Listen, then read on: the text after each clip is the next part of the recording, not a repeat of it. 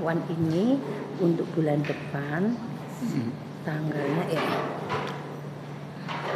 Maret ini tanggal 21 kan kita liburkan karena puasa 22 ya mungkin ya 23 atau 22 mungkin ini kita liburkan. Pak Ustadz kalau ganti April di awal ini gimana?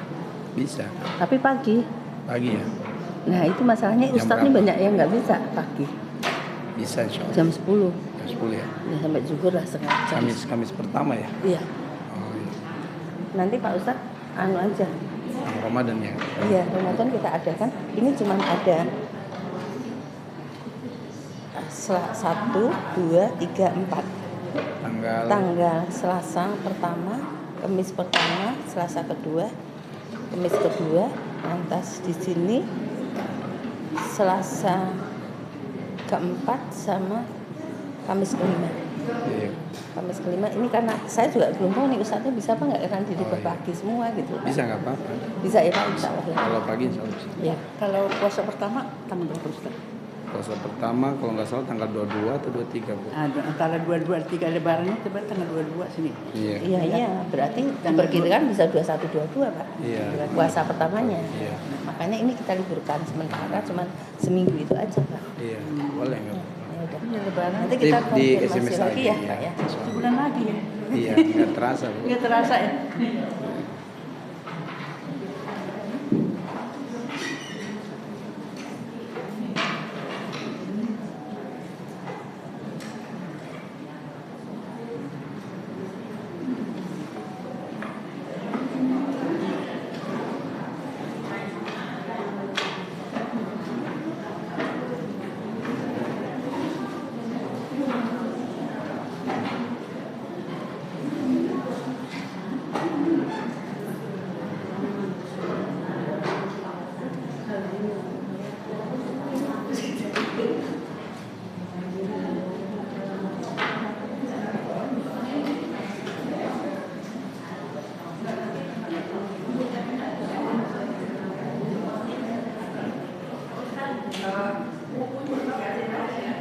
Belum bawa. Hari ini kita Al-Isra, iya. Iya. Hari ini kita bahas Al-Isra. Udah bisa dimulai tuh? Tunggu.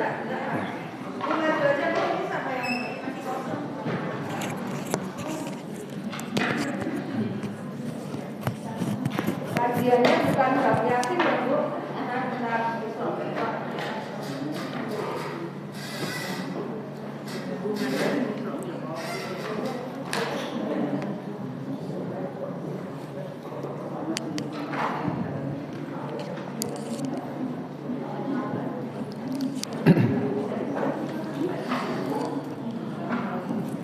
Baik, bismillahirrahmanirrahim. Assalamualaikum warahmatullahi wabarakatuh.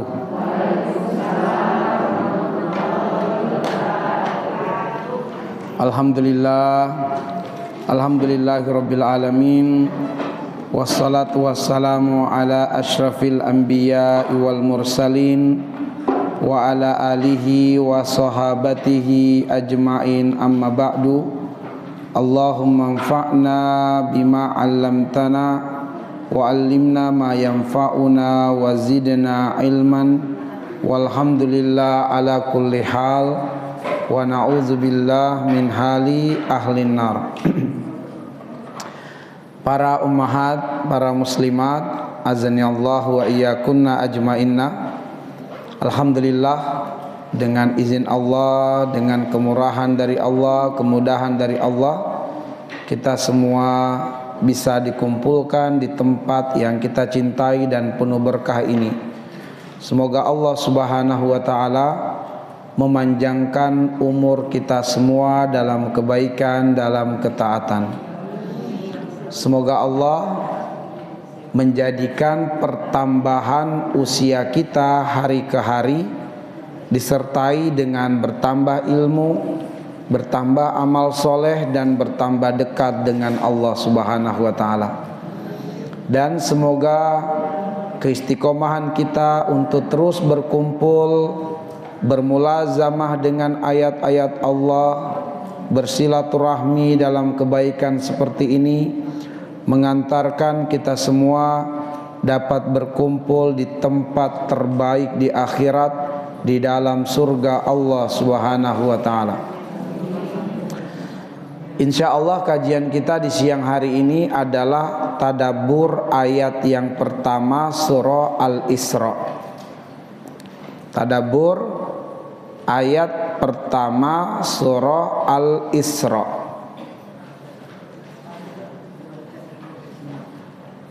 Silakan dibuka surat Al-Isra ayat yang pertama.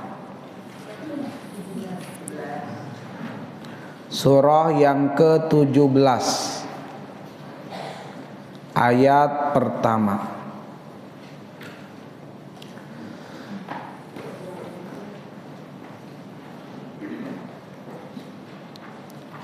Kalau sudah ketemu, kita baca bersama-sama satu ayat yang mulia ini. Dan seperti biasa, saya baca terlebih dahulu, kemudian bersama-sama diikuti oleh para ummahat semuanya. A'udzu billahi minasy syaithanir rajim.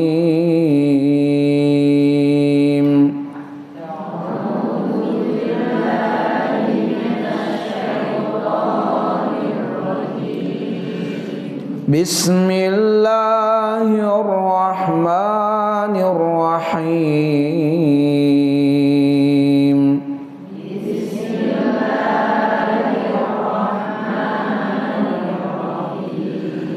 Subhanalladzi asra bi'abdihi layla.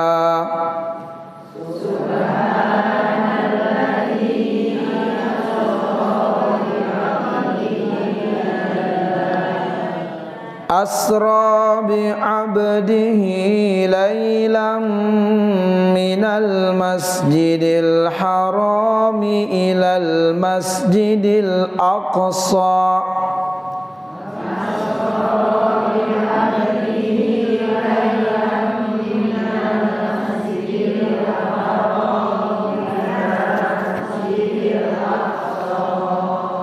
Minal masjidil harami ilal masjidil aqsa alladzi barakna haulahu linuriyahu min ayatina.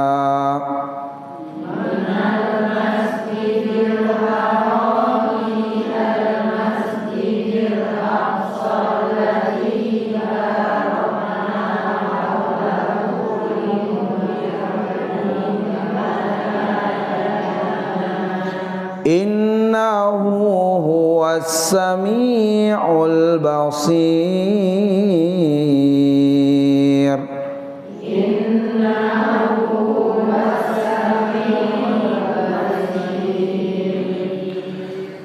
Allah berfirman, Subhana, maha suci Dia, alladzi yang asra, memperjalankan, bi'abdihi, hambanya, lailan, pada suatu malam, minal masjidil haram, dari masjidil haram, ilal masjidil aqsa, ke masjidil aqsa, alladzi yang barakna haulahu, kami berkahi, haulahu, sekitarnya, linuriyahu, untuk kami perlihatkan kepadanya, min ayatina, sebagian dari tanda-tanda kebesaran kami.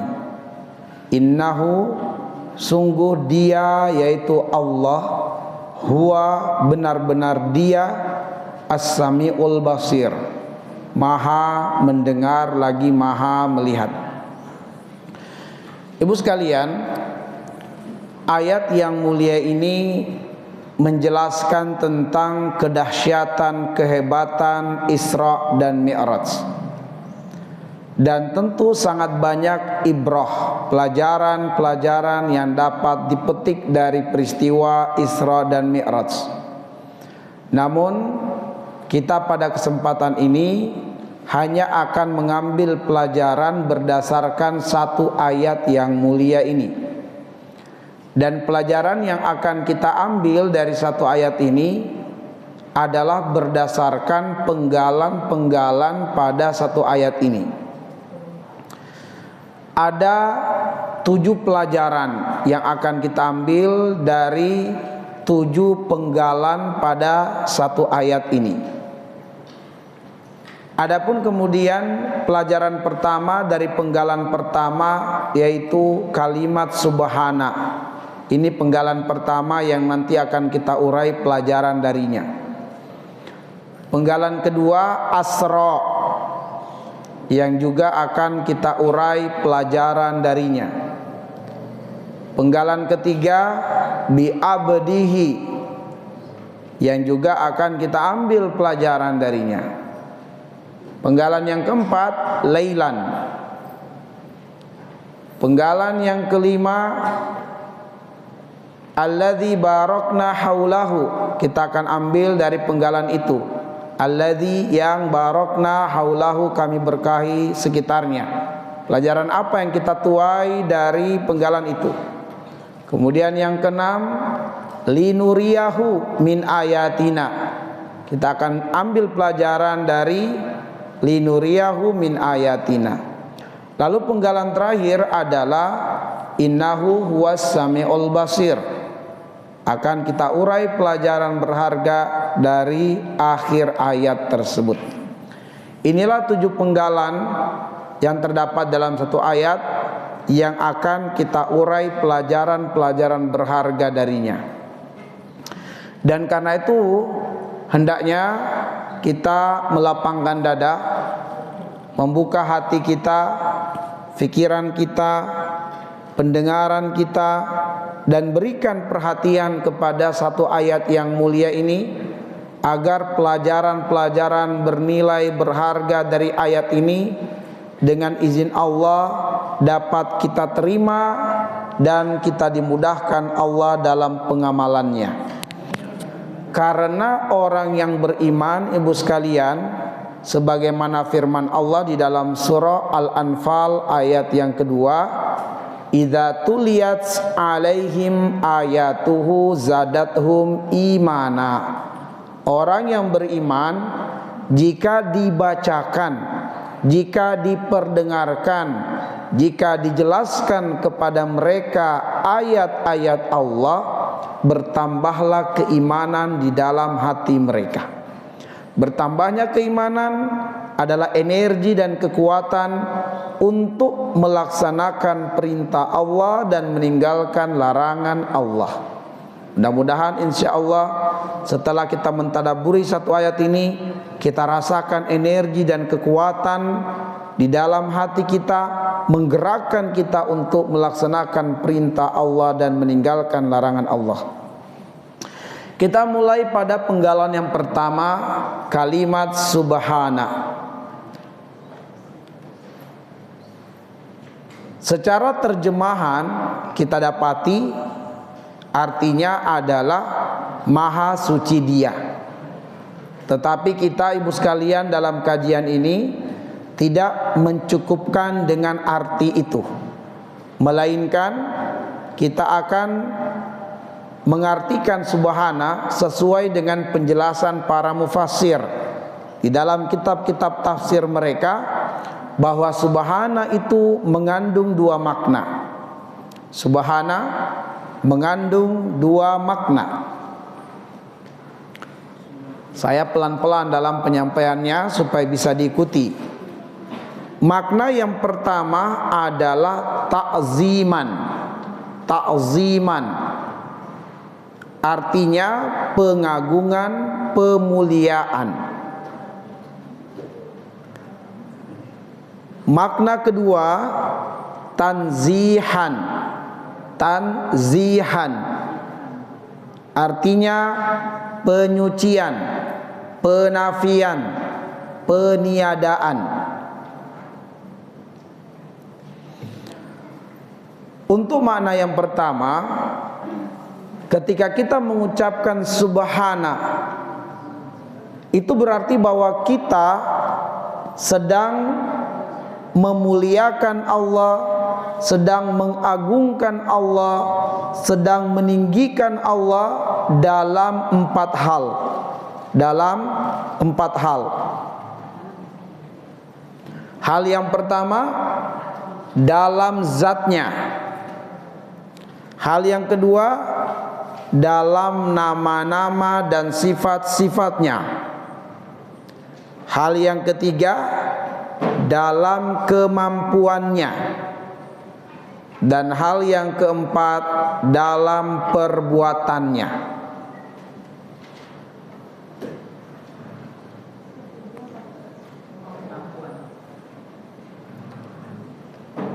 Kita mengagungkan, meninggikan, meninggikan Allah, memuliakan Allah dalam 4 hal. Dalam zatnya, dalam nama-nama dan sifat-sifatnya, dalam kemampuannya, dan dalam perbuatannya.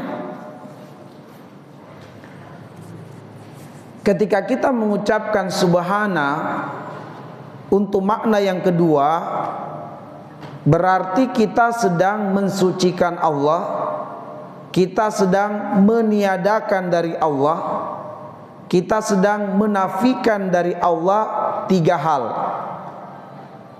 3 hal. Hal yang pertama, kita mensucikan Allah dari perkataan buruk orang kafir dan orang munafik tentang Allah Subhanahu wa taala. Apa contohnya perkataan buruk orang kafir dan orang munafik tentang Allah? Saya sebutkan beberapa contoh di dalam Al-Quran. Beberapa saja. Contohnya di dalam surat Al-Ma'idah ayat 64. Surah Al-Ma'idah ayat 64. Orang kafir, orang munafik mengatakan yadullahi maglulah. Yadullahi maglulah artinya tangan Allah terbelenggu. 64. Surah Al-Maidah ayat 64. Ya, perkataan orang kafir, yadullahi maglulah, tangan Allah terbelenggu. Maksudnya Allah itu tidak hebat, Allah itu tidak kuasa, Allah itu tidak mampu, Allah itu lemah. Itu adalah perkataan orang kafir dan orang munafik tentang Allah. Ini contoh yang pertama. Contoh yang kedua, di dalam surat Maryam. Surat Maryam ayat yang ke-88. Surat Maryam ayat 88. Orang kafir mengatakan qalu takhadzar rahmanu walada. Allah itu mempunyai anak. Allah Ar-Rahman itu mempunyai anak. Ini perkataan orang kafir dan munafik. Allah itu mempunyai anak. Ada yang pernah bertanya begini Bu sekalian, Ustadz, kenapa di bulan Desember itu banyak terjadi bencana alam? Ketika tahun kemarin ya, tahun 2022, lalu kemudian tahun sebelumnya lagi, itu selalu banyak kejadian bencana alam di bulan Desember. Allahu a'lam ibu sekalian, saya hanya teringat pada surat Maryam ayat 88, 89, ayat 90, 91 sampai 92. Ternyata di dalam ayat itu ibu sekalian, Allah mengatakan hampir saja langit itu runtuh, hampir saja bumi itu terbelah dan gunung itu hancur berkeping-keping karena perkataan manusia Allah itu punya anak. Dan bulan Desember adalah bulan di mana banyak orang meyakini telah lahir anak Tuhan, ibu sekalian. Makanya bumi itu sampai marah dengan perkataan manusia bahwa Allah itu punya anak. Kalau bukan karena rahmat Allah dan kasih sayangnya, maka akan terjadi ya bencana alam yang dahsyat dan luar biasa yang menelan akan banyak korban. Karena bumi itu marah ibu sekalian. Ya, marah karena manusia di permukaannya menganggap Allah mempunyai anak. Nauzubillah. Tapi ini adalah perkataan buruk orang kafir dan orang munafik, bahwa Allah itu punya anak. Di dalam surat At-Taubah ayat 30, ibu sekalian, surat At-Taubah ayat 30, orang-orang kafir mengatakan, wa qalatil yahud inna Uzaira ibnullah wa qala an-nasara wa qalatin nasara al-masihu ibnullah. Orang Yahudi mengatakan Uzair itu anak laki-lakinya Allah. Orang Nasrani mengatakan Al-Masihu anak laki-lakinya Allah. Sebaliknya orang-orang Quraisy, orang-orang kafir Quraisy, mereka mengatakan malaikat-malaikat anak-anak perempuannya Allah. Ya, ini semua adalah perkataan buruk orang kafir dan orang munafik tentang Allah. Maka Allah, ibu sekalian, maha suci dari segala perkataan buruk orang kafir dan orang munafik tentang dirinya. Oke, hal yang kedua itu hal yang pertama tadi. Hal yang pertama dari makna subhana yang kedua, tanzihan, yaitu penafian, peniadaan, penyucian, bahwa Allah terbebas, Allah disucikan, Allah ditiadakan, dinafikan dari hal yang pertama, perkataan buruk orang kafir dan orang munafik tentang Allah. Hal yang kedua adalah Allah terbebas, Allah suci dari segala sifat ar-razilah, dari segala sifat ar-razilah. Sifat ar-razilah itu artinya sifat rendah dan lemah. Sifat rendah dan lemah itu arti dari sifat ar-razilah. Di mana sifat ar-razilah ini mungkin ada pada manusia, melekat pada manusia, tapi mustahil ada dan melekat pada Allah Subhanahu wa ta'ala. Contoh sifat ar-razilah yang bermakna rendah. Contoh, di antara manusia, ibu sekalian, mungkin ada pengecut, Allah tidak pengecut. Di antara manusia mungkin bakhil, Allah tidak bakhil. Di antara manusia mungkin ada yang berbuat zalim, Allah tidak berbuat zalim. Allah bahkan menegaskan, wa mallahu yuridu zulman lil alamin. Allah tidak akan berbuat zalim kepada siapapun di alam semesta ini. Jangankan kepada manusia, bahkan kepada binatang Allah tidak berbuat zalim. Surat Ali Imran ayat 108. Surat Ali Imran ayat 108. Di antara manusia mungkin ada yang dusta dan ingkar janji, maka Allah terbebas dari segala dusta dan Allah tidak mungkin ingkar janji. Karena itulah Allah menegaskan, wallahu la yukhliful mi'ad. Allah tidak akan pernah menyelisihi janji-janjinya. Nah, jadi sifat ar-razilah yang bermakna rendah mungkin ada pada manusia, tapi mustahil ada pada Allah. Adapun sifat ar-razilah yang bermakna lemah, karena tadi saya katakan sifat ar-razilah itu ada dua, maknanya rendah dan lemah. Rendah sudah saya sebutkan beberapa contoh. Sekarang contoh sifat ar-razilah yang bermakna rendah, bermakna lemah. Ibu sekalian, manusia ditimpa dengan rasa kantuk. Ketika manusia tertimpa rasa kantuk, ibu sekalian, itu kesadarannya bisa hilang beberapa detik. Kalau terserang kantuk beberapa detik saja, itu kesadaran hilang. Bisa terjadi sesuatu yang luar biasa bahayanya. Apatah lagi kalau dia sedang berkendaraan, naik mobil, naik motor, ditimpa rasa kantuk, ibu sekalian, bisa terjadi kecelakaan. Atau rasa kantuk yang membuat dia hilang kesadaran beberapa detik aja, nggak usah 1 menit, beberapa detik hilang kesadaran karena mengantuk, bisa terjadi kecelakaan, ibu sekalian. Ya, ada dosen kami dahulu S1 di Makassar, di Sulawesi Selatan, ibu sekalian, profesor, meninggal istri dan anaknya. Ya, naik mobil lewat di jalan tol, rasa kantuk menyerang, sedikit aja rasa kantuk, dia menguap aja, ibu sekalian, menguap. Itu ternyata mobilnya langsung oleng, ketabrak, menabrak pembatas jalan atau bagaimana. Ala kulli hal, istri anaknya meninggal dunia pada peristiwa kecelakaan itu, Ibu sekalian. Yaitu dosen kami di Unhas, Universitas Hasanuddin Makassar waktu itu. Nah, jadi Ibu sekalian dimuliakan oleh Allah, hilang sesaat saja kesadaran kita karena rasa kantuk itu bisa terjadi luar biasa bahayanya, bencananya. Terkadang karena mengantuk, Ibu sekalian, kita sedang menulis, tercoret. Ya, kita sedang mengetik, bisa hilang kesadaran. Ya, bayangkan Ibu sekalian. Nah, Allah, kita sudah hafal ayatnya, ayatul kursi. La ta'khuzuhu sinatu wala naum. Allah tidak ditimpa dengan rasa kantuk apalagi tidur, Ibu sekalian. Jika Allah tertimpa rasa kantuk dan tidur, hancur alam semesta ini, Ibu sekalian.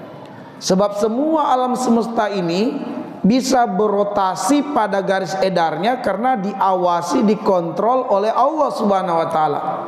Jika Allah tertimpa rasa kantuk, terjadi tabrakan antara planet dengan planet, dan itu adalah kerusakan alam jagat raya ini, Ibu sekalian. Manusia tertimpa penyakit lupa. Allah enggak tertimpa penyakit lupa, Ibu sekalian. Ya. Kita bahkan mungkin telah lupa dosa kita, tapi Allah tidak akan pernah lupakan dosa yang kita perbuat.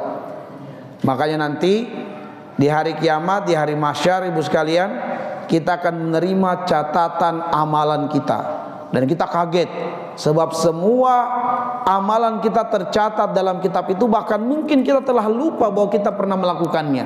Ternyata tercatat, hari sekian, jam sekian kita pernah melakukan ini, melakukan itu, dan seterusnya. Tercatat, Ibu sekalian, dalam kitab amalan kita. Nah, Ibu sekalian, itu hal yang kedua, di mana Allah suci dari segala sifat ar-rozilah. Lalu hal yang ketiga adalah Allah suci, Allah terbebas dari persangkaan buruk sebagian kaum muslimin kepada Allah. Kita sebagai muslim, sebagai mukmin, mungkin kita tidak merendahkan Allah, ya mungkin kita tidak menghina Allah, tapi seringkali kita berburuk sangka kepada Allah. Buruk sangkanya, saya sebutkan beberapa contoh diantaranya. Ada yang berburuk sangka kepada Allah dikarenakan penyakit yang menimpa dirinya adalah penyakit yang menahun, penyakit yang sudah lama, penyakit yang tidak kunjung sembuh. Dia kemudian kecewa, lalu putus asa dengan Allah Subhanahu wa taala. Terlontarlah kata atau kalimat yang menunjukkan buruk sangka kepada Allah. Terucaplah, ya Tuhan, kenapa aku ditimpa dengan musibah seperti ini? Saya sudah tidak kuat lagi menghadapinya. Saya tidak mampu lagi menjalaninya. Tanpa sadar, perkataan ini telah menunjukkan suudzon kepada Allah. Kenapa, Ibu sekalian? Di dalam surat Al-Qamar ayat 49, surat Al-Qamar ayat 49, Allah mengatakan, inna kulla syai'in khalaqnahu biqadar. Inna kulla syai'in khalaqnahu biqadar. Segala sesuatunya itu telah ditakar Allah dengan takaran yang sempurna. Termasuk ketika Allah menghendaki kita akan ditimpa dengan musibah, maka jenis musibah yang menimpa kita itu sudah ditakar oleh Allah, bahwa musibah yang akan kita hadapi itu mampu kita jalani, mampu kita lalui, mampu kita lewati. Bahkan Allah menegaskan pula, la yukallifullahu nafsan illa us'aha. Al-Baqarah ayat yang terakhir 284. Bahwa Allah Subhanahu wa taala mentakdirkan, menetapkan, Ibu sekalian, bahwa kita tidak akan mungkin ditimpa dengan bala, musibah, bencana yang tak mampu kita hadapi, yang tak mampu kita lewati. Pasti kita bisa melaluinya. Pasti kita bisa menang menghadapinya, Ibu sekalian. Cuman seringkali kita bersuudzon dengan Allah Subhanahu wa taala. Itu contoh. Ada juga orang yang bersuudzon kepada Allah dari sisi mencari rezeki. Ya, atau dari sisi menjemput rezeki. Ada orang yang berburuk-sangka kepada Allah dengan menganggap mencari rezeki dengan jalan yang halal susah. Sebaliknya kalau mencari rezeki dengan jalan haram itu luas, mudah, banyak jalannya. Ini buruk sangka kepada Allah. Karena di dalam surat Al-Baqarah ibu sekalian, di ayat yang ke-37, ya mudah-mudahan saya tidak salah, Allah mengatakan wa qulna ya Adam uskun anta wa zaujukal jannah wa kula minha ragadan haitsu syi'tuma wa la taqrabu hadhihi syajarah fatakuna minaz zalimin. Ayat 35, mohon maaf, ayat 35. Al-Baqarah ayat 35. Wa qulna ya Adam uskun anta wa zaujukal jannah wa kula minha ragadan haitsu syi'tuma wala taqrabu hadhihi syajarah fatakuna minaz zalimin. Adam mendapatkan nikmat dari Allah Subhanahu wa taala, yaitu dimasukkan ke dalam surga bersama istrinya. Lalu Allah berkata kepada Adam, wahai Adam, kamu boleh tinggal di surga bersama istrimu. Silakan kamu nikmati segala fasilitas surga. Semuanya halal untukmu dari berbagai arah, dari berbagai sisi. Silakan nikmati semua makanan yang ada di dalam surga. Halal, sesuka-sukanya kamu, sesenang-senangnya kamu. Tapi ketika Allah melarang Adam mendekati pohon, maka Allah Subhanahu wa taala mengatakan wala taqrabu hazihi asy-syajarah fatakuna minaz zalimin. Di situ digunakan ismul isyarah. Apa itu ismul isyarah? Hazihi. Dan untuk kesempurnaan mengatakan hadhihi itu dengan isyarat, dengan tunjuk. Hadhihi qaruroh. Saya tidak cukup mengatakan hadhi qaruroh, mesti ada isyaratnya. Yang mana itu qaruroh? Maka saya akan mengatakan hadhihi qaruroh. Inilah botol. Nah ibu sekalian, untuk yang halal Allah katakan wahai Adam silakan kamu nikmati dari berbagai arah, dari berbagai sisi, sesuka-sukanya kamu, terserah kamu, halal.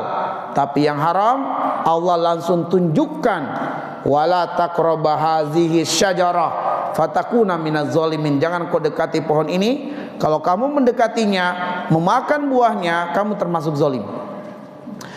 Allah sudah mengabarkan kepada Adam alaihissalam bahwa jalan rezeki yang halal itu luas, banyak, berlimpah. Sedangkan jalan rezeki yang haram itu sempit ibu sekalian. Namun manusia berburuk sangka kepada Allah Subhanahu wa taala. Akhirnya mereka menggampangkan melakukan cara-cara yang haram demi menjemput rezeki. Ada yang mengatakan, saya kalau tidak berakad riba dengan bank, sampai sekarang mungkin saya belum punya rumah. Saya kalau nggak berakad riba dengan bank, mungkin saya nggak punya kendaraan.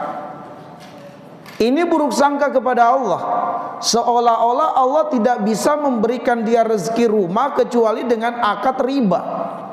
Seolah-olah Allah tidak bisa memberikan dia kendaraan kecuali mesti berakad riba dengan bank. Ini buruk sangka kepada Allah. Padahal rezeki Allah maha luas. Para pedagang ibu sekalian, karena berburuk sangka kepada Allah, maka mereka melakukan kecurangan-kecurangan dalam perdagangan mereka. Apalagi jual beli online, banyak sekali korban kena tipu. Ya.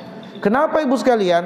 Karena mereka mungkin berpikir kalau terlalu jujur dalam berdagang susah untung banyak, lama. Akhirnya mereka menggampangkan melakukan tipuan-tipuan, apalagi dengan jual beli secara online ibu sekalian. Ya, jual beli secara online.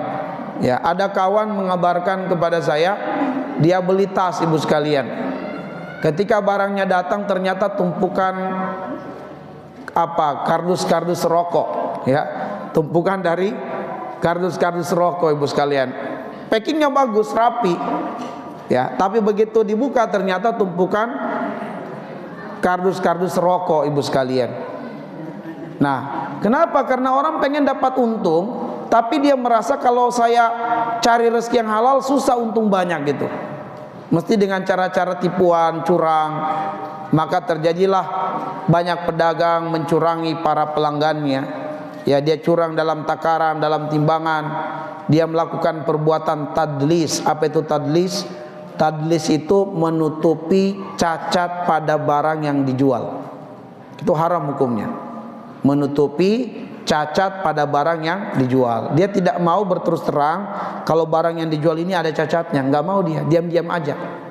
Gitu, itu haram hukumnya. Ada juga yang berzuzon kepada Allah, itu mengatakan, kenapa ya penduduk negeri, pejabat-pejabat negeri ini Allah berikan kekuasaan kepada orang-orang yang jahat, orang-orang yang bejat. Kenapa orang-orang yang soleh mereka semua tertindas, tidak dapatkan jabatan kedudukan? Ada juga yang berburuk sangka seperti itu, Bu sekalian.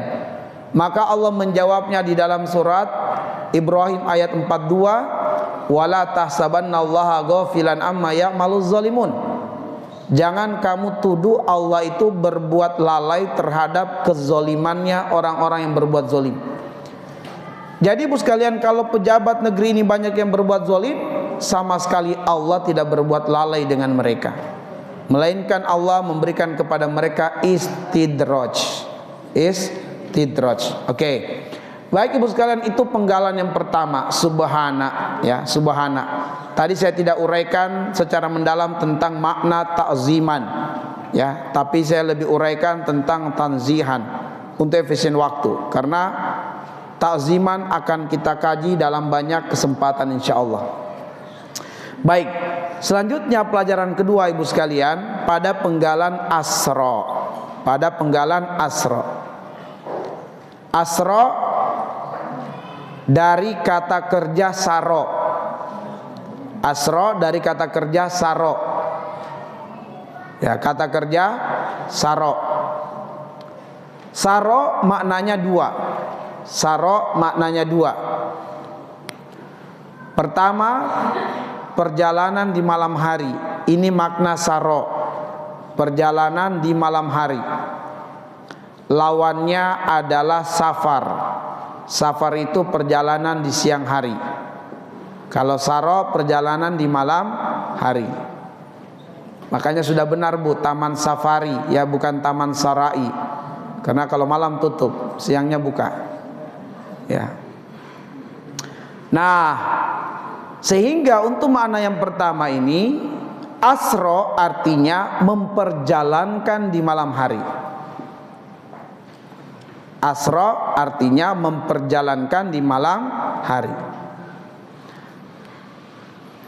Makna yang kedua, saro artinya adalah mengalir, bebas, lepas, itu artinya.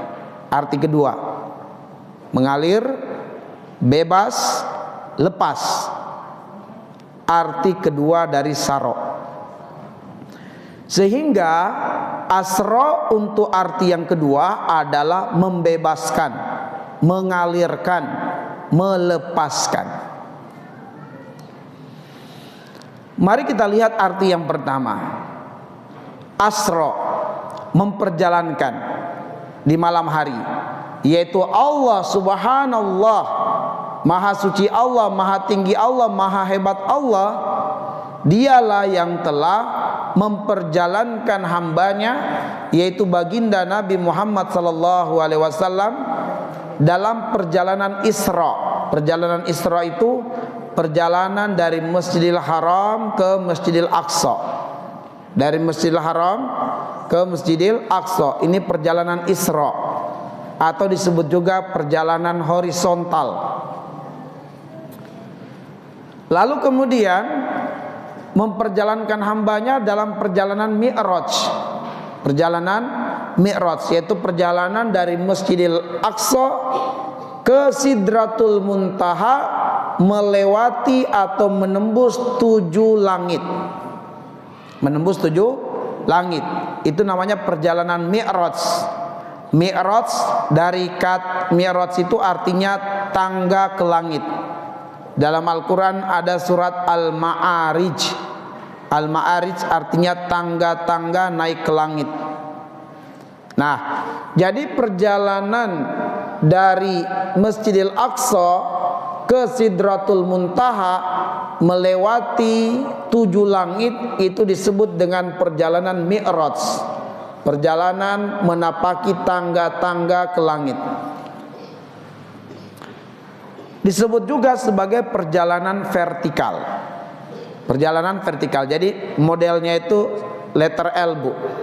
Perjalanan horizontal dan perjalanan vertikal. Kalau dibanyakan huruf L, ini huruf L dibanyakan, ujung-ujungnya dipertemukan, akan terciptalah gambaran tangga.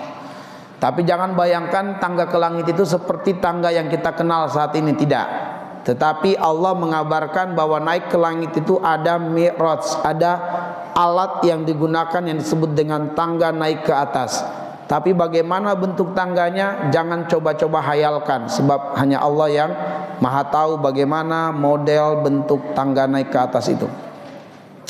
Nah, Ibu sekalian, dalam perjalanan Isra dan Mi'raj ini, perjalanan horizontal dan perjalanan vertikal ini, inti perjalanan adalah menuju Allah Subhanahu wa taala. Inti perjalanannya adalah menuju Allah Subhanahu wa taala, dan ketika sampai ke Sidratul Muntaha, Nabi sallallahu alaihi wasallam dalam posisi terdekat dengan Allah Subhanahu wa taala, dan pada saat itu Nabi mendapatkan hadiah langsung dari Allah berupa hadiah salat 5 waktu. Hadiah salat 5 waktu langsung dari Allah yang Maha Tinggi Maha Mulia, diserahkan kepada yang mewakili manusia, sebaik-baik manusia, baginda Nabi Muhammad sallallahu alaihi wasallam, tanpa perantara malaikat Jibril. Inilah kedudukan salat 5 waktu dibandingkan perintah-perintah yang lainnya. Puasa, zakat, haji umroh, dan perintah-perintah lainnya melalui perantara malaikat Jibril. Tapi salat langsung dari Allah ke perwakilan manusia, sebaik-baik manusia, baginda Nabi Muhammad sallallahu alaihi wasallam, tanpa perantara. Berada pada posisi tertinggi Sidratul Muntaha, melewati 7 langit. Dalam riwayat Imam Bukhari, di langit pertama Nabi Muhammad bertemu dengan Nabiullah Adam alaihissalam. Di langit kedua Nabi Muhammad sallallahu alaihi wasallam berjumpa dengan Nabi Isa dan Nabi Yahya alaihimassalam. Di langit ketiga berjumpa dengan Nabi Yusuf alaihissalam. Di langit keempat berjumpa dengan Nabi Harun alaihissalam. Di langit yang kelima berjumpa dengan Nabiullah Idris alaihissalam.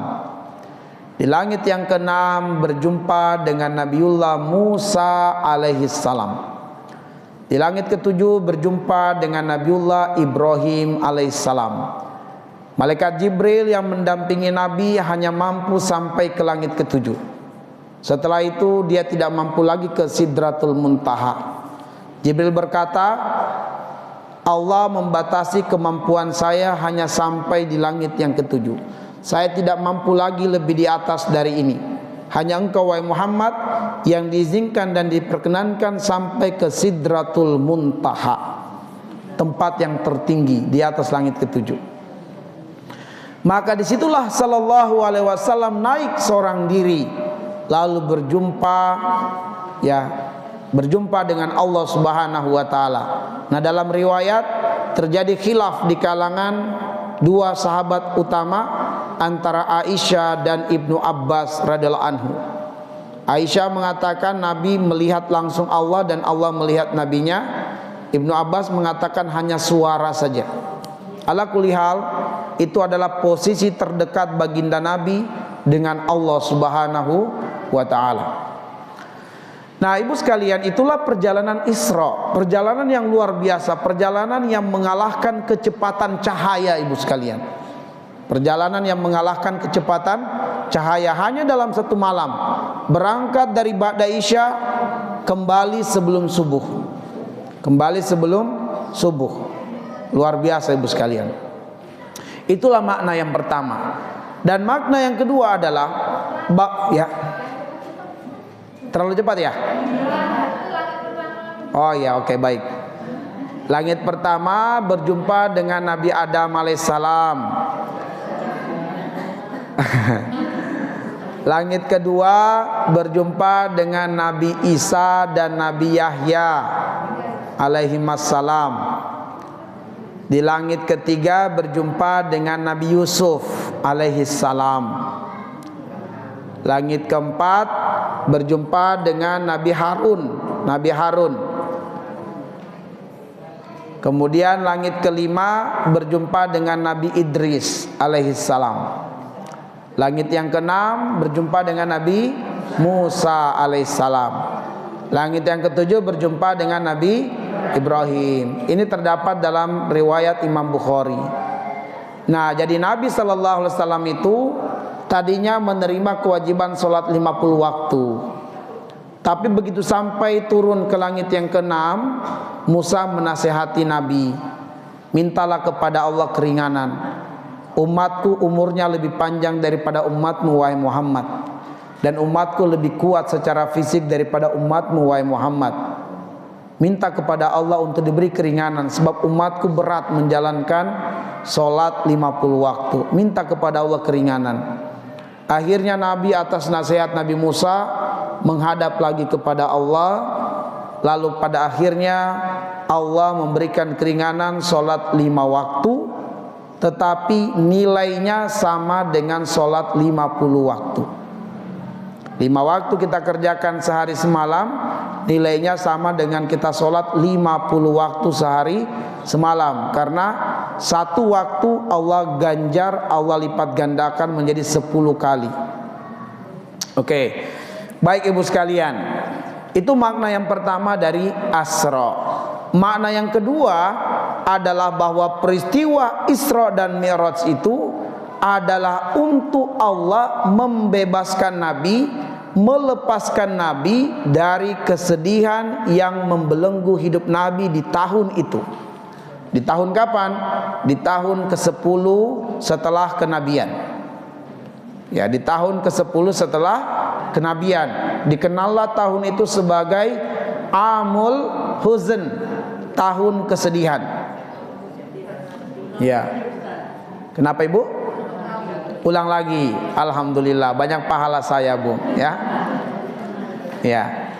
Bahwa makna yang kedua itu adalah Allah melepaskan, membebaskan, yaitu membebaskan Nabi dari kesedihan yang menimpa Nabi, melepaskan Nabi dari belenggu kesedihan yang menyelimuti kehidupan Nabi di tahun itu, tahun yang dikenal sebagai Amul Huzn, tahun kesedihan, tahun ke-10 setelah kenabian. Ini masih di Mekah ini bu, belum hijrah. Ya, belum hijrah, tahun ke-10 setelah kenabian. Apa kesedihan yang menimpa Nabi? Ada 3 kesedihan yang menimpa Nabi secara bertubi-tubi dengan waktu yang tidak berjauhan. Pertama adalah wafatnya sang istri tercinta Khadijah radhiyallahu anha. Ya. Maka itu Masya Allah, Nabi manusia biasa ibu, mengalami kesedihan atas musibah yang menimpanya. Wafat istri tercintanya Khadijah radhiyallahu anha, yang banyak membela Islam dengan idenya, pikirannya, dengan fisiknya, dan dengan hartanya ibu sekalian. Yang kedua adalah meninggalnya paman Nabi Abu Thalib. Meskipun paman Nabi bukan Islam, dan tentu ini yang membuat Nabi membuatnya semakin sedih, karena pamannya menghembuskan nafas terakhir tidak sebagai muslim. Padahal pamannya telah menyumbangkan harta, tenaga, pikiran, bahkan nyawa untuk membela Nabi, menolong Nabi dari perlakuan-perlakuan kasar orang-orang kafir Quraisy. Pamannya berada di baris terdepan membela Nabi, melindungi Nabi. Tapi kesedihan Nabi adalah pamannya meninggal tidak mampu mengucapkan 2 kalimat syahadat. Itu yang membuat Nabi sangat sedih. Bukan karena kematian pamannya, tetapi karena pamannya meninggal tidak bisa mengucapkan 2 kalimat syahadat, yang berarti sang paman kekal di dalam neraka ibu sekalian. Ya. Lalu kemudian kesedihan Nabi yang ketiga adalah beliau berharap orang-orang Taif atau penduduk Taif mau menerima Islam, lalu menjadi penolong-penolong agama Allah, dan negeri Taif menjadi tempat tersebarnya Islam, karena Nabi mengenal penduduk Taif sebagai penduduk yang ramah terhadap tamu.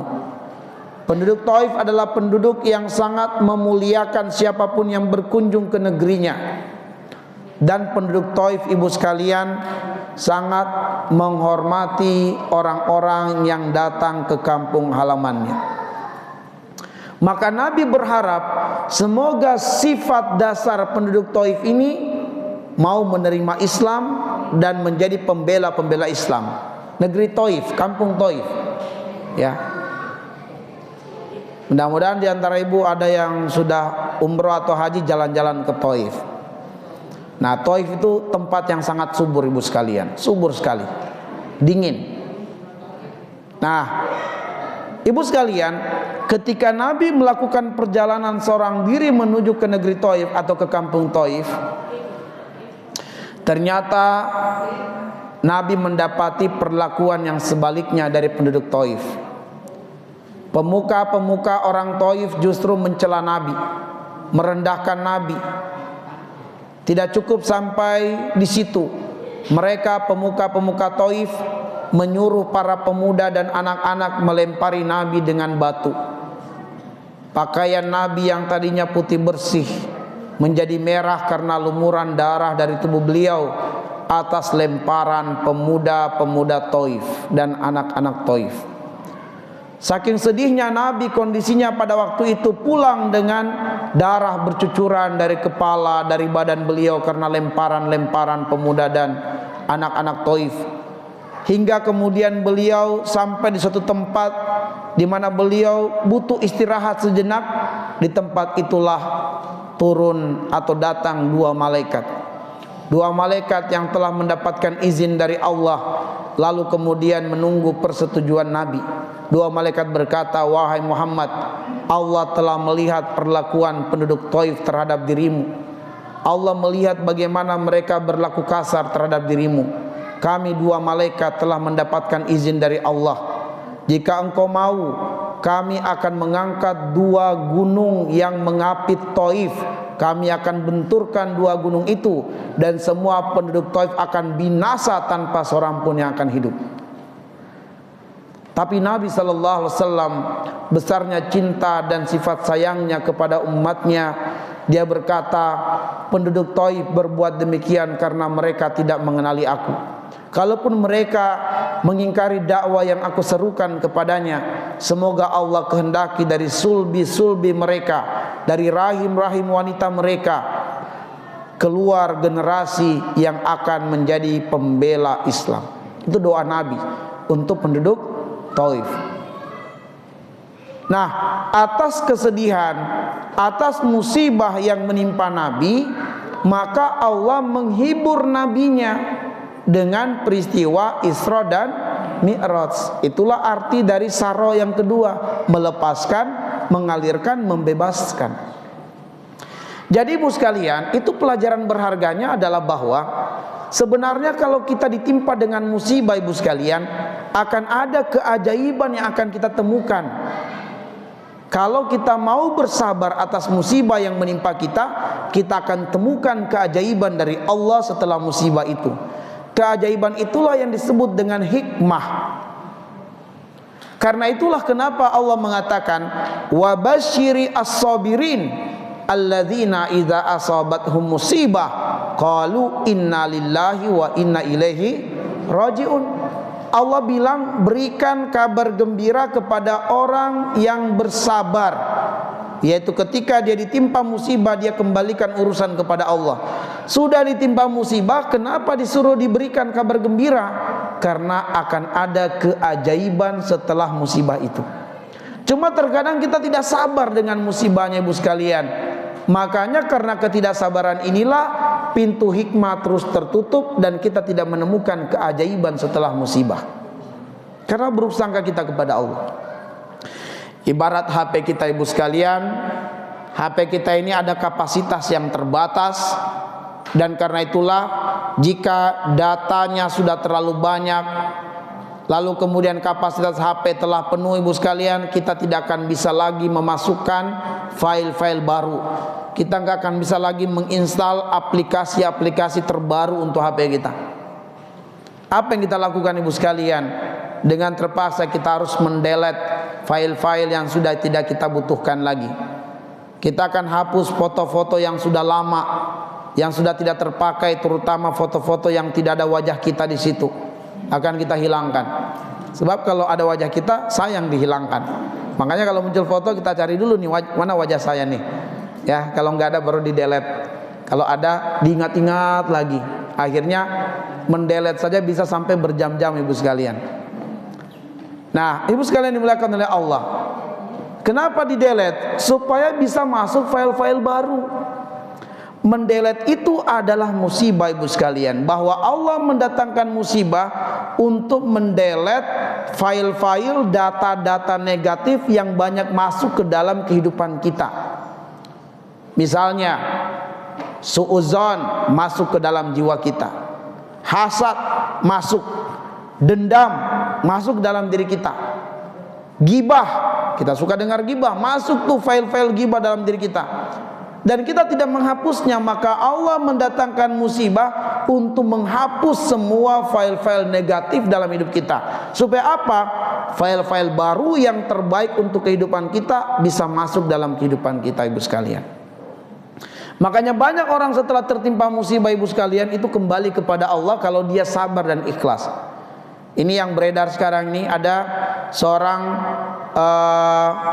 korban bencana Turki ibu sekalian yang dia hanya sholat sekali saja dalam sepekan, yaitu sholat Jumat. Dia sibuk dengan bisnisnya. Ketika terjadi bencana alam ibu sekalian, dia tertimbun, lalu kemudian dia merasa dia sudah mati. Ditanya oleh malaikat, siapa Tuhanmu? Dia nggak bisa jawab ibu sekalian. Siapa nabimu? Dia nggak bisa jawab. Ketakutan luar biasa ibu sekalian. Maka dia sangat sedih karena nggak bisa menjawab, dan bayangan dia, saya akan dilempar ke dalam neraka ini. Tapi untung saja dengan izin Allah dia masih hidup ibu sekalian. Ditemukan oleh masa dalam keadaan koma dan dia ternyata masih hidup. Setelah itulah dia bangun dari komanya, dia bercerita, dan setelah itu dia bertekad, ya Allah kalau saya sembuh saya akan memperhatikan sholat 5 waktu. Itu beredar videonya bu sekalian, beredar di TikTok. Dan ternyata dengan videonya beredar itu menjadi jalan Islam bagi ada seorang ibu usia 80 tahun ibu sekalian. Dia seorang wanita kafirah, anaknya sudah muslimah, anaknya terus berdoa kepada Allah, ya Allah ketuk hati ibu saya agar menerima Islam. 20 tahun sang anak setelah masuk Islam, anaknya lebih dahulu masuk Islam, 20 tahun dia tidak pernah berhenti berdoa untuk ibunya. Nanti ibunya mendapatkan hidayah setelah diperlihatkan video tadi. Dia mendapat hidayah karena yang korban tadi mengatakan, saya khawatir kalau saja Allah takdirkan saya meninggal, saya masuk neraka, karena saya tidak bisa menjawab pertanyaan malaikat itu. Saya bersyukur ternyata saya dihidupkan oleh Allah yang kedua kali. Dia merasa dia dihidupkan kembali ibu sekalian.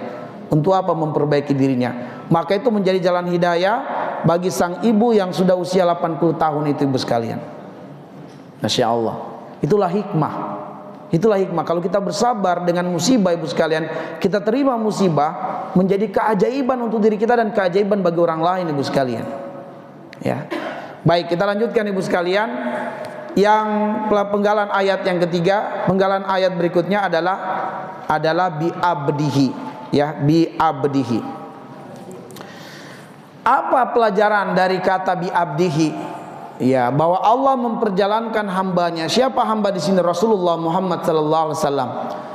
Tetapi ibu sekalian, pengabaran dari Allah disebutkan bi'abdihi untuk menambah keimanan dan keyakinan kita ibu sekalian, sekaligus juga untuk menjelaskan kepada kita bagaimana dahsyatnya peristiwa Isra dan Mi'raj itu adalah bahwa perjalanan Isra dan Mi'raj itu adalah perjalanan Nabi dengan fisik dan ruhnya. Maka disebut kata abdun, sepakat para ulama ahli bahasa bahwa tidaklah disebutkan abdun kecuali untuk menggambarkan peristiwa Isra dan Mi'raj adalah peristiwa Nabi diperjalankan Allah dengan jasad dan ruhnya. Sebab sampai detik hari ini ibu sekalian, bukan hanya orang kafir, ada dari kalangan kaum muslimin yang mengedepankan logika, yang tidak membenarkan Nabi diperjalankan dengan fisiknya, tetapi diperjalankan dengan ruhnya. Kenapa? Menurut mereka tidak masuk logika akan hancur fisik Nabi dengan kecepatan yang luar biasa. Ini kecepatannya melebihi cahaya, Bu. Ibu lihat di YouTube mobil balap F1, Bu, dengan kecepatan yang melebihi kecepatan rata-ratanya mobil itu kemudian terbakar, meledak, Bu. Ada di YouTube. Ya, cari aja mobil balap F1 yang kecepatannya melebihi dari standarnya. Langsung muncul gambar mobil terbakar. Saking cepatnya ibu sekalian. Ya, maka dia mengatakan tidak mungkin Nabi SAW itu berjalan dengan fisiknya atau diperjalankan dengan fisiknya, tetap akan hancur fisiknya karena kecepatan yang melebihi kecepatan cahaya. Ya. Maka ibu sekalian, andaikan ini perjalanan ruh, maka tidak menjadi sesuatu yang luar biasa.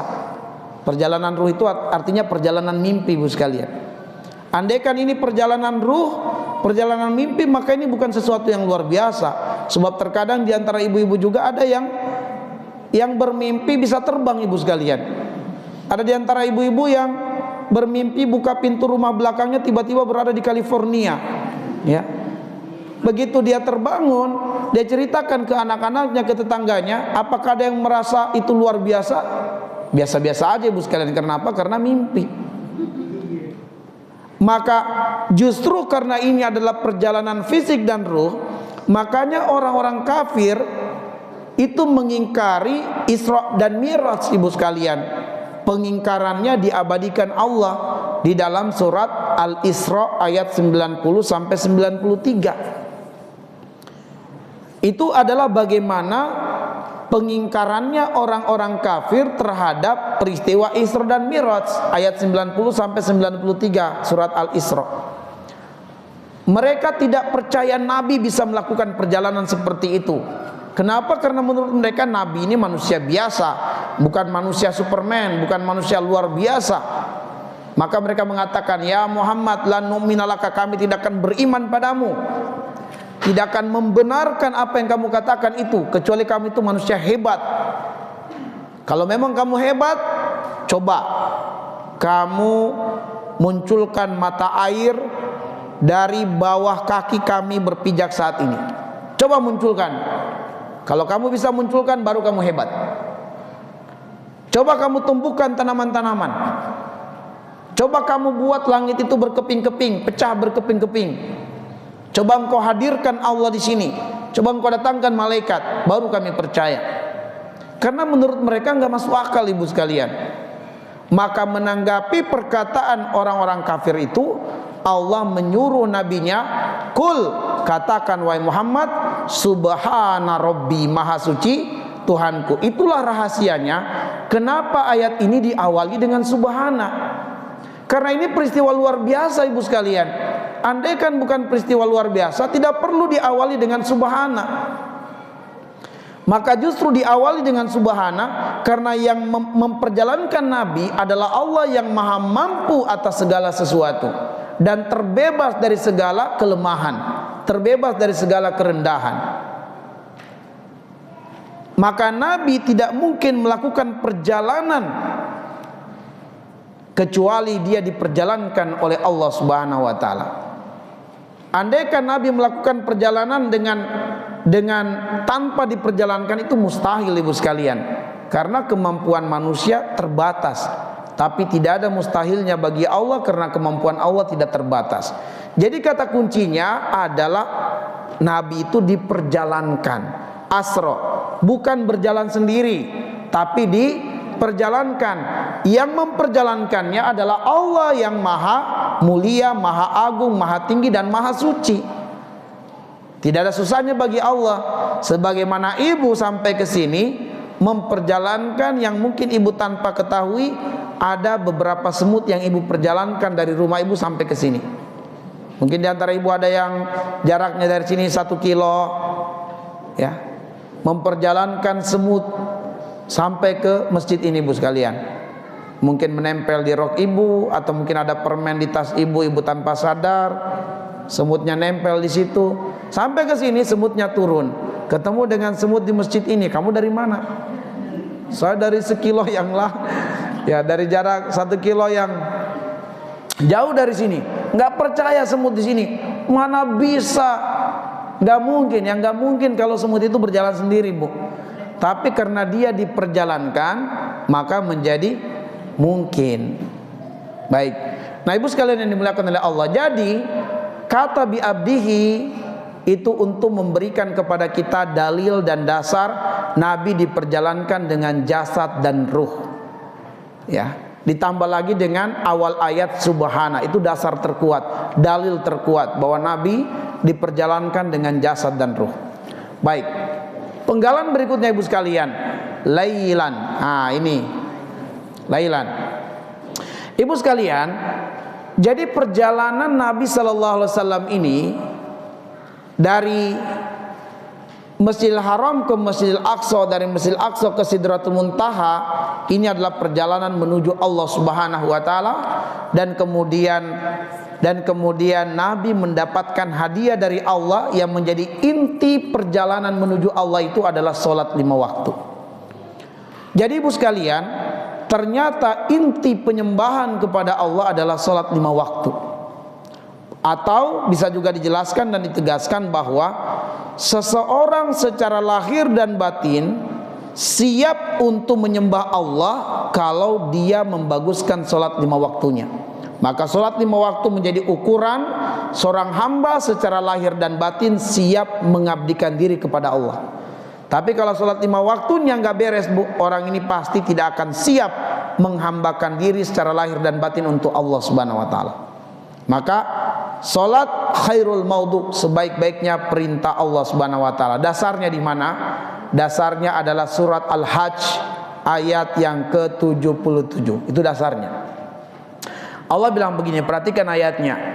Ya ayyuhalladzina amanu irka'u wasjudu wa'budu rabbakum waf'alul khaira la'allakum tuflihun.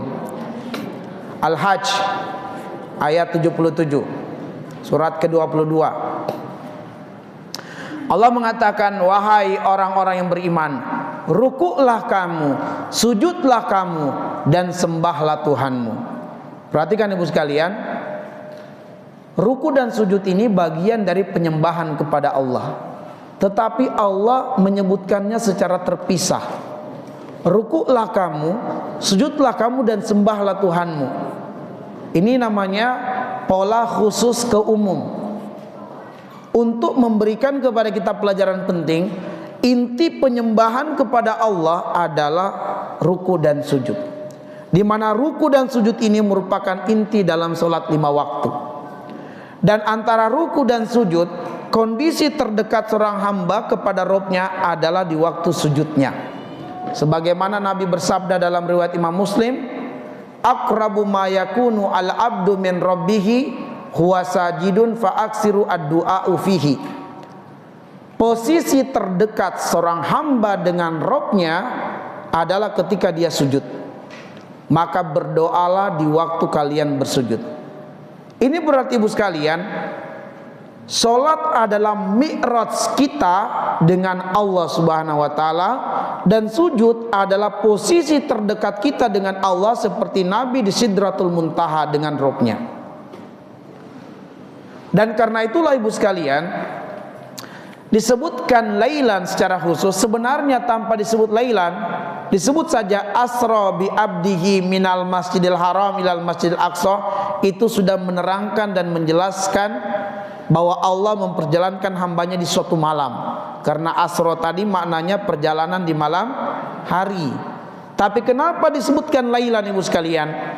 Supaya kita ini dalam mengurai pelajaran dan mengambil pelajaran, setelah kita fahami bahwa inti perjalanan Isra dan Mi'raj adalah menuju Allah, dan inti menuju Allah adalah sholat, dan Nabi berada pada posisi terdekat dengan Allah, yaitu di Sidratul Muntaha, sedangkan mi'rajnya umat Nabi sallallahu alaihi wasallam adalah salatnya, dan posisi terdekat kita dengan Allah adalah di waktu sujud. Maka ini berarti hendaknya kita memperbanyak sujud. Selain salat 5 waktu, kita tambah perbanyak sujud di waktu malam. Kenapa waktu malam, ibu sekalian? Pertama, dasarnya surat Al-Isra ayat 79. Ini di Al-Isra semua ini, ibu sekalian. Surat Al-Isra ayat 79. Allah mengatakan, wa minal laili fatahajjad bihi nafilatan laka asa ayyab'asaka rabbuka maqaman mahmuda.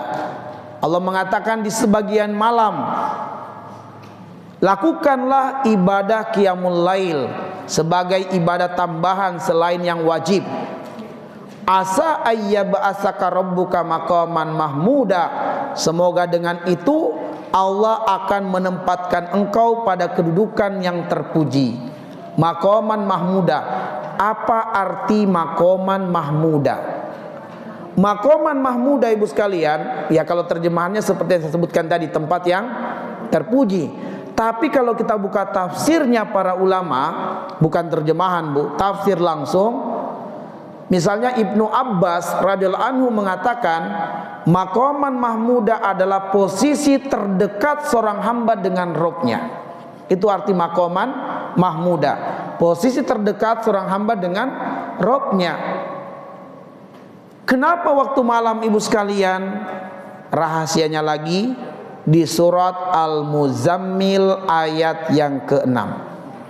Surah Al-Muzammil ayat yang ke-6. Allah mengatakan, inna nasyi'atal laili hiya asyaddu wata'a wa aqwamu qila. Karena ternyata bangun di waktu malam untuk menjalankan qiyamul lail, untuk memperbanyak sujud di waktu malam, ternyata dapat menumbuhkan kehusyuan dalam beribadah kepada Allah. Dan seseorang hamba yang qiyamul lail itu sangat merasakan pengaruh dari ayat-ayat Allah yang dia baca. Jadi ibu sekalian, berikanlah perhatian waktu malam untuk ibu bermi'raj dengan Allah, sehingga ibu betul-betul merasakan pengaruh penghambaan diri kepada Allah. Ibu betul-betul merasakan pengaruh ayat-ayat Allah yang ibu baca. Walaupun mungkin ayatnya adalah ayat yang sudah sering kita baca dalam sholat kita, misalnya Al-Kautsar dan Al-Ikhlas, tapi ketika kita baca di tengah malam, ibu sekalian, kita akan rasakan pengaruh ayat itu menancap ke hati kita. Beda dengan kita baca di waktu siang hari, baik yang wajib ataupun yang sunnah. Maka berikanlah perhatian waktu malam untuk kita bermi'raj dengan Allah Subhanahu wa ta'ala. Maka ibu sekalian, buatlah program untuk menjaga istiqomah qiyamul lail setiap malam. Kalau berat, sekali sepekan. Kalau berat, yang penting ibu harus buat program nih. Sekali sepekan saya harus bisa qiyamul lail. Kalau ternyata sekali sepekan juga berat, ibu sekalian, minimal sekali sebulan. Minimal sekali sebulan ibu sekalian harus ada qiyamul lail. Minimal sekali. Jangan sampai kita dihisab oleh Allah Subhanahu wa ta'ala. Allah beri kita waktu malam tapi kita tidak bermi'raj dengan Allah Subhanahu wa ta'ala. Padahal Allah memberikan pujian. Selain pujian di surat Al-Isra tadi, juga pujian di surat As-Sajadah ayat yang ke-16. Allah puji dengan mengatakan, tatajafa junubuhum 'anil madaji'i yad'una rabbahum khaufan wa tama'a wa mimma razaqnahum yunfikun. As-Sajadah ayat 16. Ayat 16. Tatajafa junubuhum, itu artinya apa? Dia menjauhkan lambung-lambungnya dari tempat tidurnya demi untuk bangun beribadah kepada Allah, karena merasa butuh pertolongan Allah, karena merasa butuh rahmat Allah. Maka jangan sampai kita yang tidak memberikan perhatian qiyamul lail, kita seolah-olah tidak butuh dengan rahmat Allah, ibu sekalian. Ya.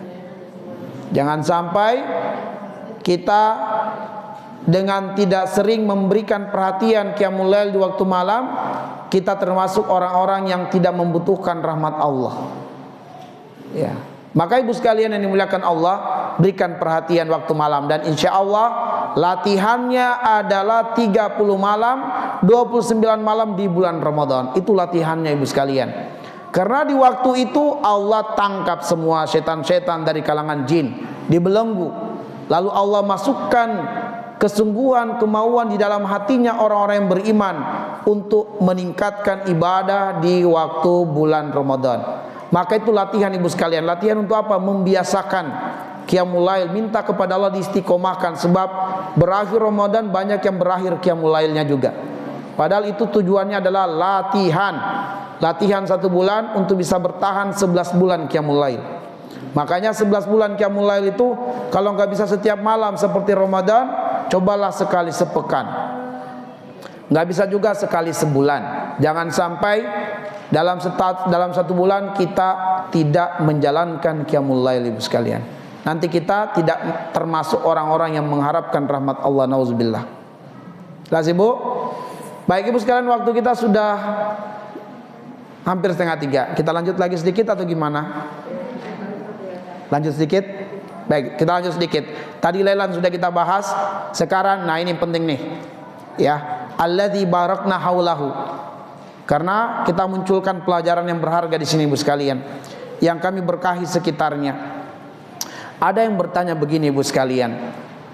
Ada yang bertanya, Ustadz, di bulan di Masjidil Haram benar-benar kita rasakan keberkahan ibadah, ketenangan, kedamaian, kebahagiaan. Betul-betul sesuai dengan ayat alladzi barakna haulahu, diberkahi.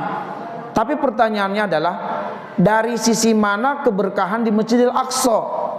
Karena ayat tadi alladzi barakna haulahu itu adalah Masjidil Haram dan Masjidil Aqsa, diberkahi di dalam dan di sekitarnya. Mereka bertanya, di Masjidil Haram oke, kita tidak ingkari, kita betul-betul merasakan keberkahan, pengaruhnya, ketenangan, kedamaian, kebahagiaan. Tapi dari sisi mana keberkahan di Masjidil Aqsa? Kaum muslimin yang sholat diganggu, digempur, bahkan ditembak, nggak tenang ibadah di sana. Ya, dari sisi mana keberkahannya? Ada yang bertanya begitu ibu sekalian. Seolah-olah dia ingin mengatakan ayat Allah itu keliru. Ya, nggak benar tuh ayat. Karena buktinya Masjid Aqsa sampai sekarang kaum muslimin nggak bisa tenang ibadahnya ibu sekalian. Nah, bagaimana kita menjawabnya ibu sekalian? Kita jawab dengan pendekatan doa yang kita ucapkan, kita panjatkan, kita sampaikan kepada saudara kita, kerabat kita, keluarga kita, atau mungkin anak kita yang menikah. Apa doa kita kepadanya? Barakallahu laka wa baraka alaika wa jama'a bainakuma fi khairin. Nah, perhatikan bu, sebab banyak juga yang menyampaikan doa ini, tapi dia tidak hafal arti doa ini bu sekalian. Mari kita terjemahkan. Barakallahu laka. Apa artinya barakallahu laka?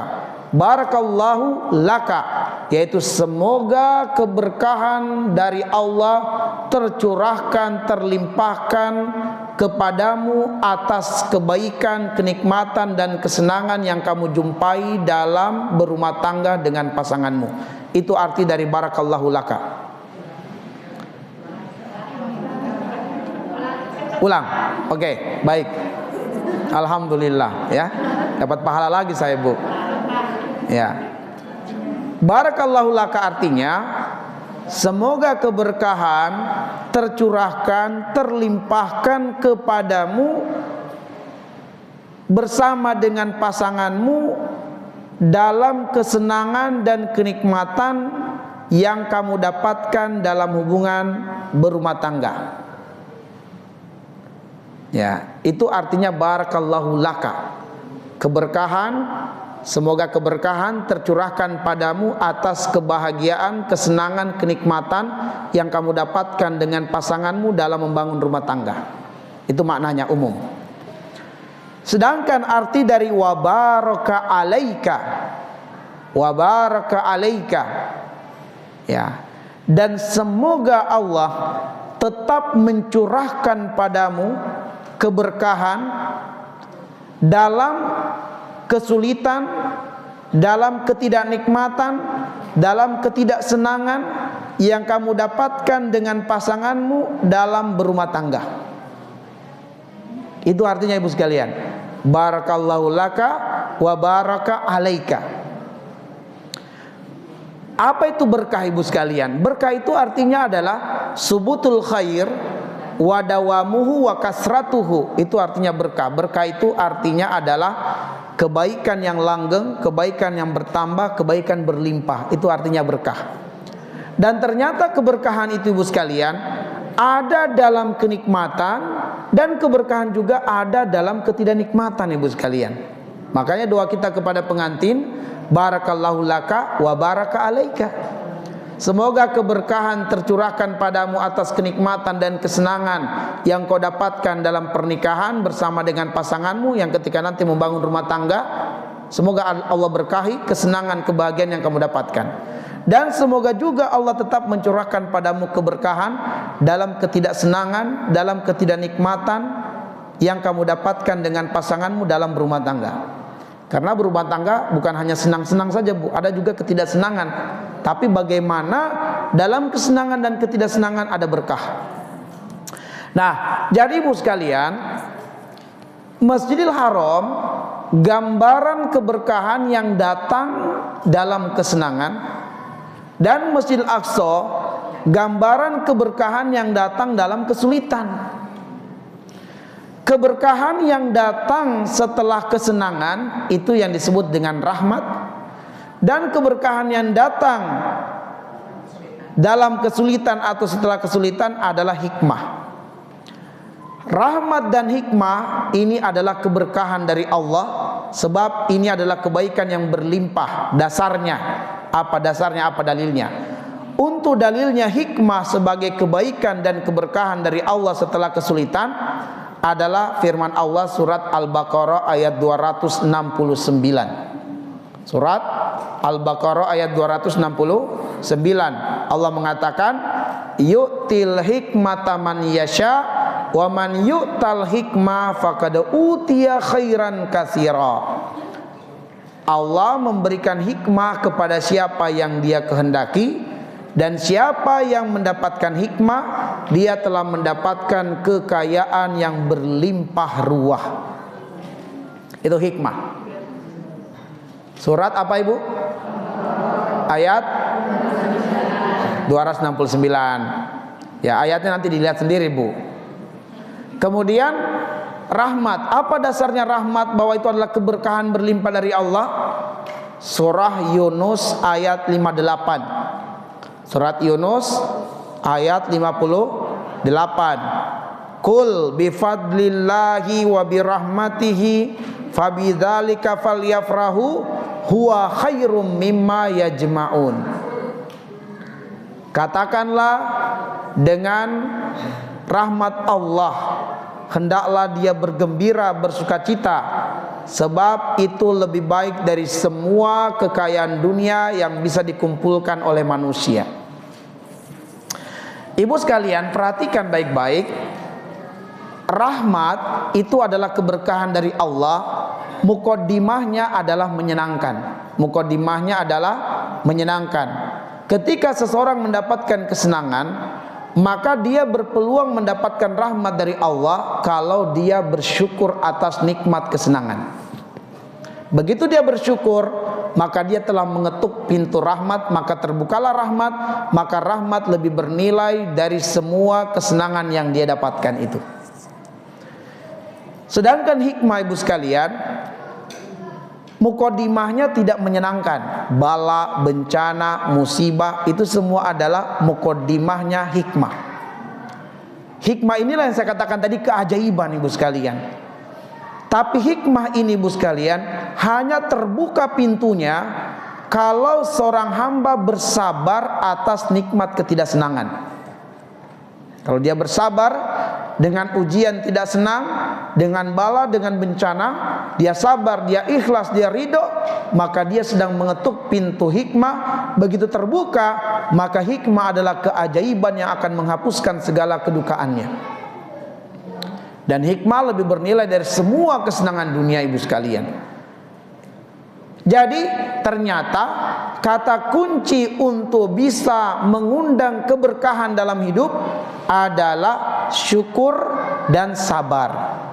Syukur dan sabar adalah kata kunci untuk sukses dunia akhirat. Maka begitu juga ibu sekalian, untuk sukses menjalani kehidupan rumah tangga harus sabar dan syukur. Sampaikan kepada calon-calon pengantin ibu sekalian, agar mereka sabar dan syukur. Gimana dengan pengantin lama? Tetap juga harus sabar dan syukur ibu sekalian. Baik. Nah, ibu sekalian yang dimuliakan oleh Allah, kita lanjut lagi sedikit ibu sekalian. Sedikit lagi. Linuriyahu min ayatina, penggalan yang ke-6. Linuriyahu min ayatina. Yang ke-6 ini, Bu. Linuriyahu min ayatina, untuk kami perlihatkan kepadanya tanda-tanda kebesaran kami. Maksudnya ibu sekalian, dalam berbicara tentang peristiwa Isra dan Mi'raj, kedepankan iman bukan logika. Kedepankan iman dulu ibu sekalian. Jangan logikanya yang didahulukan, imannya yang dikebelakangkan. Jangan. Dahulukan iman, baru kemudian logikanya. Oke? Baru akan terungkap mukjizat yang besar dari peristiwa Isra dan Mi'raj. Yang terakhir ibu sekalian, insya Allah butuh 5 menit nih. Yang terakhir, innahu huwas sami'ul basir. Sesungguhnya dia, yaitu Allah, benar-benar maha mendengar lagi maha melihat. Ibu sekalian, As-Sami'u salah satu nama Allah. As-Sami'. As-Sami' di dalam Al-Quran selalu disandingkan dengan 3 nama Allah yang lain.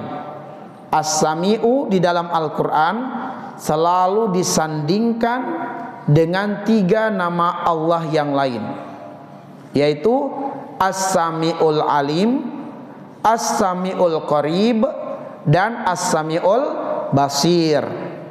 Nah, jadi nama Allah As-Sami selalu disandingkan dengan 3 nama Allah yang lain. As-Sami'ul Alim, As-Sami'ul Qarib, As-Sami'ul Basir.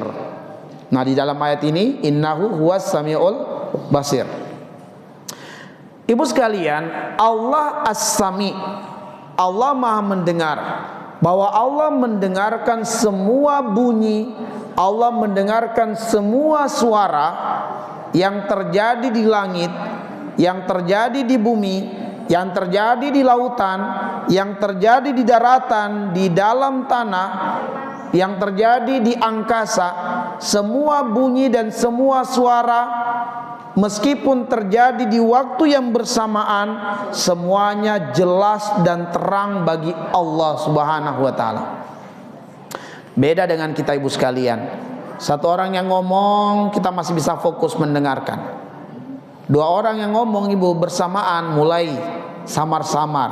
Walaupun kita dengar, tapi kita nggak bisa menangkap apa inti, karena 2 orang ngomong bersamaan. Beda topik lagi.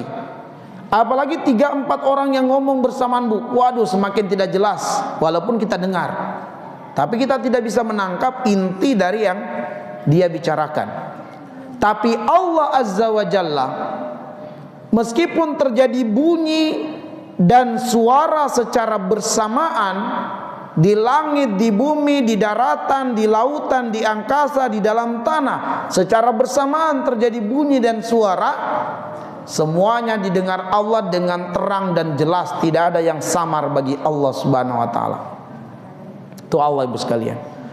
As-Sami'ul Alim, bukan hanya Allah mendengar dengan terang dan jelas bunyi suara itu, tapi Allah mengetahui asal dan sumber suara itu. Allah tahu ini adalah bunyi dan suara dari malaikat, bunyi dan suara dari jin, bunyi dan suara dari manusia, binatang-binatang dengan beragam spesiesnya. binatang-binatang di lautan, pergesekan benda-benda di angkasa, pergesekan bebatuan di bawah tanah ibu sekalian. Di waktu bersamaan terjadi bunyi, terjadi suara, Allah dengar dan Allah tahu asal sumber suara dan bunyi itu. Dan Allah qarib, as-sami'ul qarib. Allah bukan hanya mendengarkan suara-suara yang terlafazkan, bunyi-bunyi atau suara secara zahir, bahkan Allah mendengarkan suara-suara di dalam hati. Allah tahu apa yang terbesit di hati kita ibu sekalian.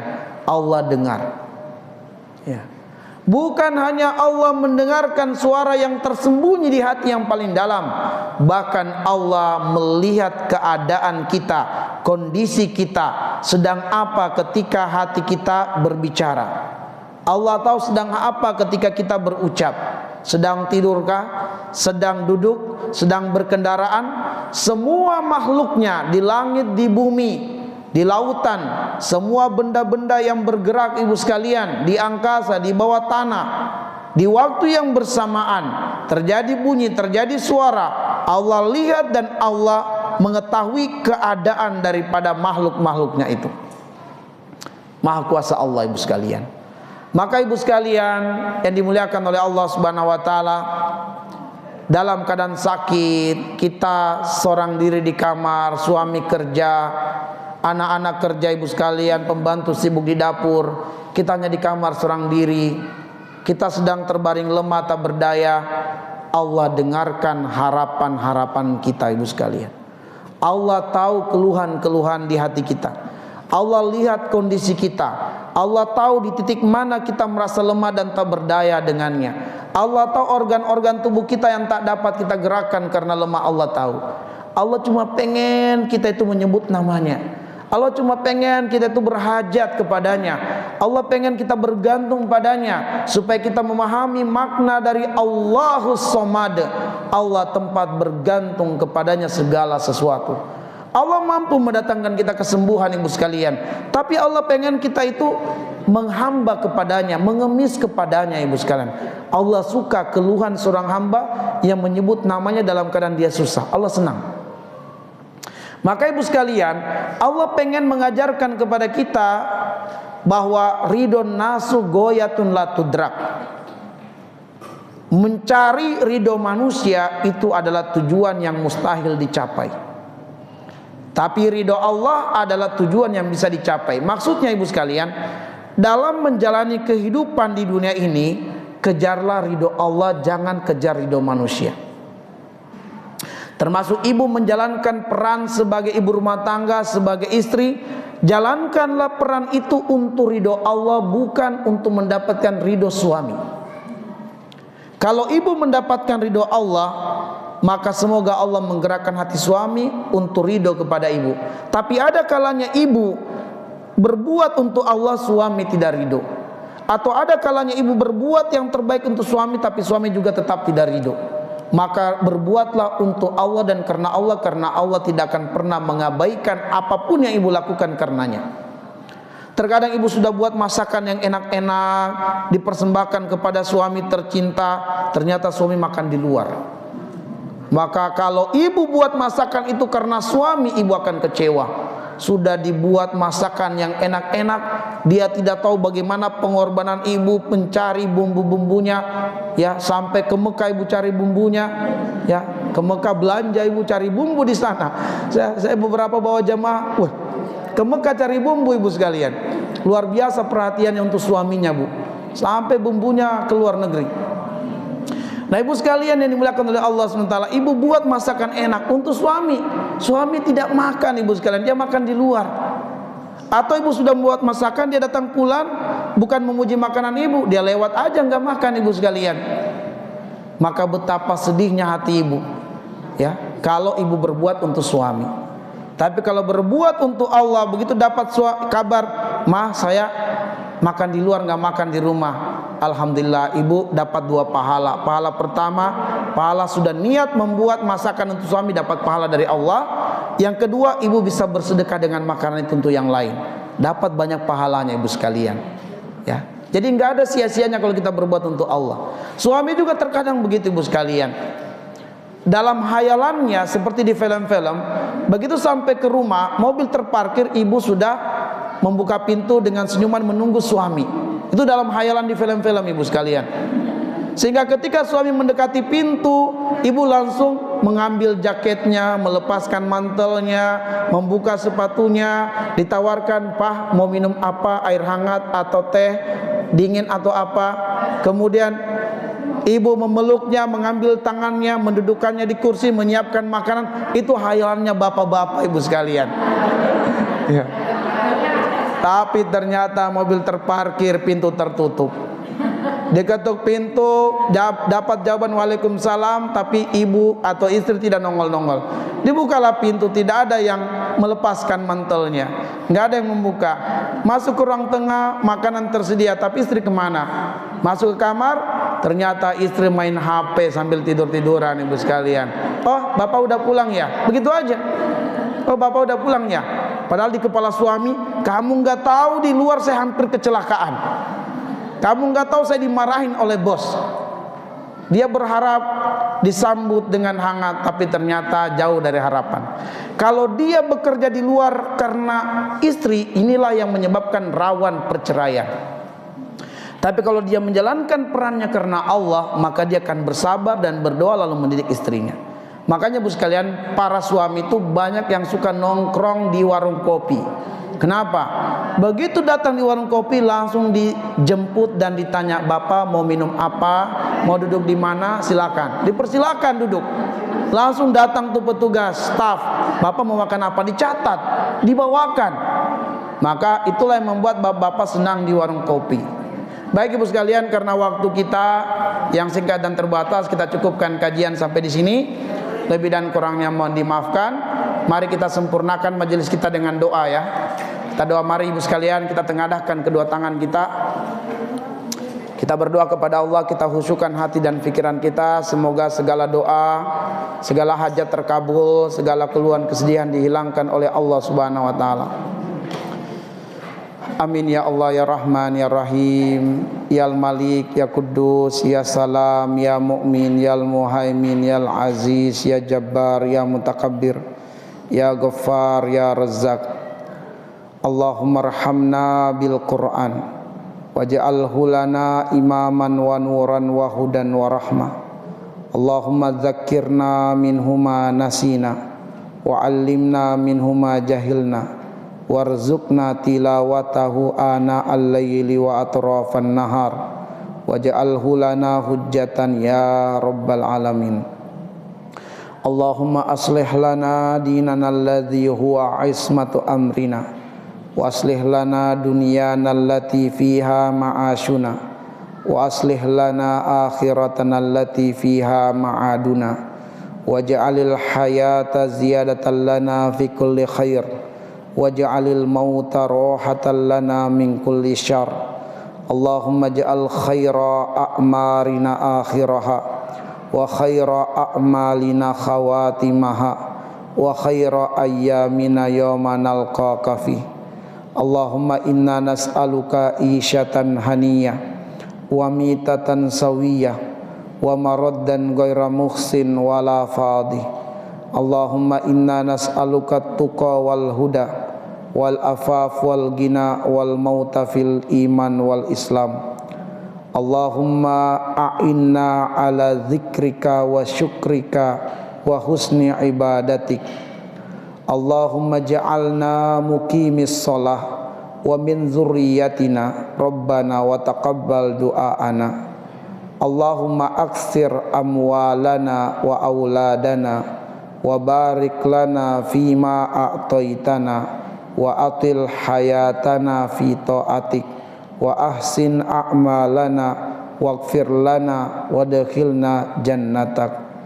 Allahumma anfa'na bima 'allamtana wa 'allimna ma yanfa'una wa zidna ilman walhamdulillah ala kulli hal wa na'udzu billahi min hali ahlin nar. Allahumma ya muqallibal qulub qallib qulubana ala ta'atik. Allahumma ya musyarrifal qulub syarrif qulubana ala dinik. Allahumma inna arinal haqqa haqqa warzuqna tibaa wa arinal batila batila warzuqna jatinabah. Allahumma rabbana hablana min azwajina wa zurriyatina qurrata a'yun waj'alna lil muttaqina imama. Allahumma ighfir lana wa liwalidina wa li jami'il mu'minina wal mu'minat wal muslimina wal muslimat al ahya'i minhum wal amwat innaka sami'un qaribun mujibu da'awat ya qadiyal hajat. Allahumma taqabbal minna salatana wa ruku'ana wa sujudana wa qu'udana wa tadarru'ana wa takhasyu'ana wa tammim taksirana ya rabbal alamin. Allahumma inna nas'aluka salamatan fid din wa afiyatan fil jasad wa ziyadatan fil ilmi wa barakatan fil rizki wa taubatan qablal maut wa rahmatan indal maut wa magfiratan ba'dal maut.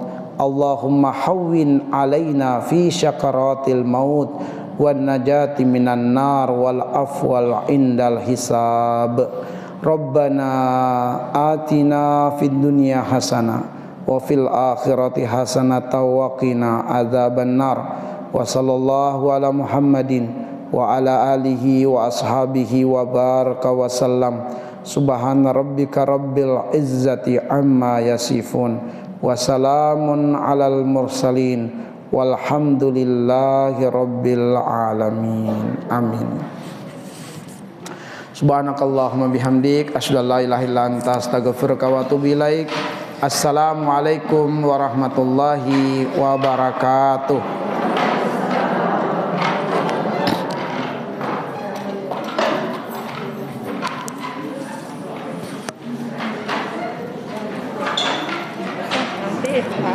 Untuk apa selanjutnya saya Pak Ustadz ngasih kabar aja ya kalau jam 10 bisa ya. Bisa. Kalau pagi bisa. Ya udah. Jadi kita programkan itu insya Allah kalau